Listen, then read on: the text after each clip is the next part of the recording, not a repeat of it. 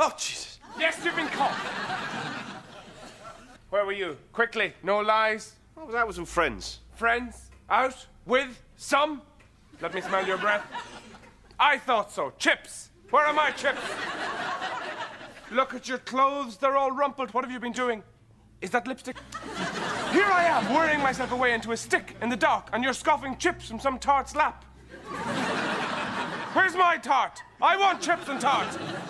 Get up them stairs. Look, you don't own me. You're not the king of me. I can go out with friends if I want. But you're working under my roof. You'll abide by my rules. This isn't Waterstones. I wish I'd never been born. Good evening, Bond fans, and welcome once again to another installment of Useless Information.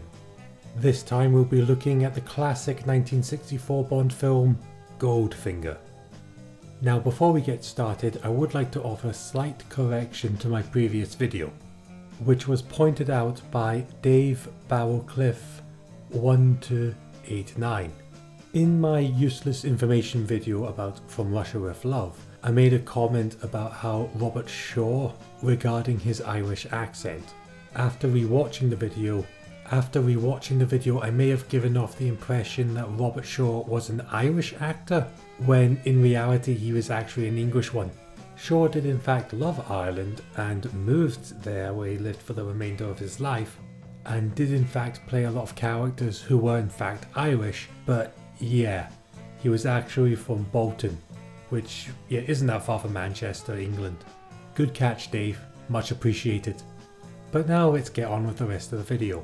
Oh, if you haven't already yet, please like and subscribe to this video, as it really helps me with the algorithm.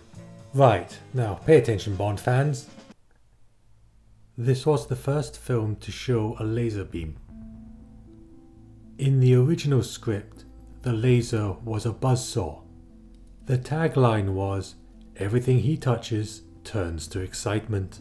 The theme song was performed by Shirley Bassey. It is the first theme song in the series to have lyrics.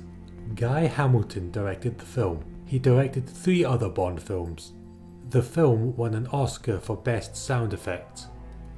At the time, this was the fastest grossing film ever. Connery shot all of his scenes in London. The finale takes place in Fort Knox. Although the crew was not allowed to access the real Fort Knox itself, guards who worked there said that the film set was astonishingly accurate. Connery was paid an upfront fee of $500,000 and 5% of the US gross. He walked away with a total of $3 million. Harold Sakata played Oddjob. He was a Japanese-American weightlifter and professional wrestler. When the US Army entered Fort Knox, Goldfinger convinces the soldiers that he is one of them by wearing a general's uniform. None of them, however, seem to notice that he has a German accent. This is Steven Spielberg's favourite Bond film. Connery didn't take off his wedding ring while filming. Instead, he wore a flesh-coloured bandage in his scenes. This bandage can still be seen in some production shots. This is the first film where Boothroyd is known as Q. Q stands for Quartermaster. This is the first Bond film to show Q's gadget workshop. Goldfinger's first name is Auric. It is derived from the Latin word aurum, which means gold. This is the first film where Bond drives the classic Aston Martin car. Although Bond is known for ordering a martini shaken not stirred, this is the only Connery film where he does so. Contrary to popular belief, Oddjob doesn't wear a bowler hat. He in fact wears a short top hat.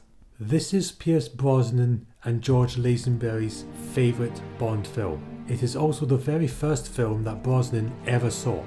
Ian McKellen voices Goldfinger in a BBC radio adaptation of the original Fleming novel.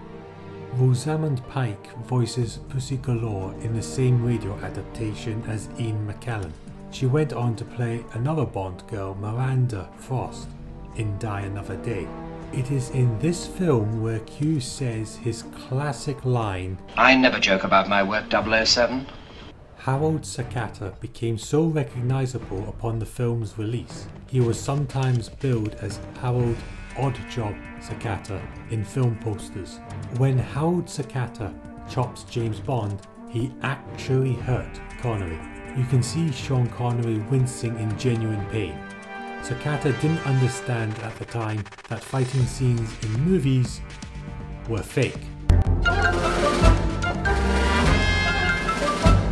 Sakata actually burned himself during his death scene. However, he didn't break the take until the director said cut. Shocking. Sakata was from Honolulu, Hawaii. Goldfinger was played by Gert Fobe. He was played by a different actor in the golf scenes, as Fobe didn't actually know how to hold the club. Only the first half of the film is accurate to the novel. In the book, Oddjob dies by being sucked out of an airplane. In the book, Goldfinger is Russian, not German.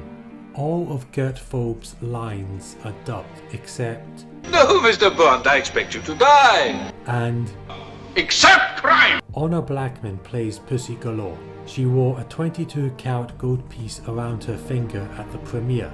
This Goldfinger was worth £10,000. Goldfinger plans to radiate all of the gold in Fort Knox, causing it to lose its value.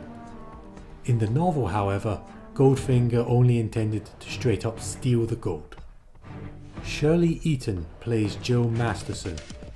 It took 2 hours to paint her body in gold for her death scene.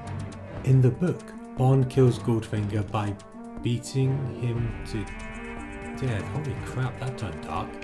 Although Oddjob is remembered for murdering people with his hat, he actually only kills one person with it. A grand total of 62 people die in the film. Now, speaking of turning dark, I'd just like to warn you that the next 2 facts deal with a very bleak subject. Goldfinger kills people by using nerve gas in the film. Since Fobe was in fact German, he was incredibly uncomfortable about this because he felt that audience would associate it with the gas chambers used in the concentration camps run by a certain group of Germans in the 1940s. Speaking of which, Gert Fobe was in fact forced into this particular regime. When this fact was revealed to the public, his films were then banned in Israel. However, this was overturned when a man called Mario Blumenu told Israel's embassy in Vienna that he and his mother were in fact saved by Fobe when he hid them from being persecuted. Hey everyone, thanks so much for tuning into this video. I want to express my gratitude for your support on this channel. Seeing our community grow has been amazing, and I want to give a huge shout out to all the new subscribers who have joined us recently. If you enjoyed this video, remember to give it a thumbs up, share it with your friends, and subscribe to the channel if you haven't already. Your support means the world to me, and it helps this channel grow. You know, for the first time since I started this channel, the possibility of reaching my first 500 subscribers seems much more likely, and I couldn't have done it without each and every one of you. So, let's keep this momentum going, okay? Share the channel with your friends and family, and let's hit that 500 subscriber milestone together. You will not regret this. Thanks again for your support, and I can't wait to continue this journey with you. See you in the next video. Come on, I dare you. Chicken! Hey,